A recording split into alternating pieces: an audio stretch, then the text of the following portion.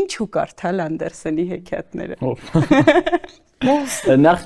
այդ Անդերսենին որպես հեքիաթներ գրող հեղինակ, կարծում եմ ամեն հեքիաթը ինքը կարծես մի վեպ լինի, մի պատմություն, որը ուղղակի կարող է կյանք փոխել, ու Անդերսենը ընթերցել, որպեսզի այդ հոգին, որը Անդերսենը դրել է այդ հեքիաթների մեջ, զգալ գոնե այսօրվա աշխարհում,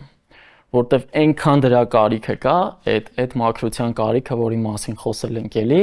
այնքան այսօր այս աշխարհում դրա կարիքը կա, որտեվ առաջին հայացքից նույնիսկ այն հեքիաթները, որ կարող ես ասել մի փոքր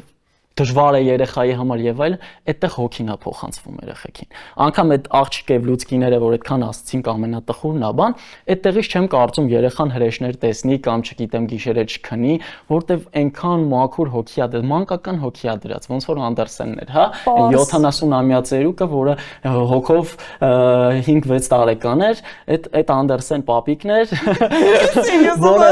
որը բարի պապիկի մասին Կոպենհագենի փողոցներում երեխաների համար կարդում էր այդ հեքիաթները, այնքան մաքուր է այդ ամեն ինչը, այնքան սիրուն է այդ ամեն ինչը։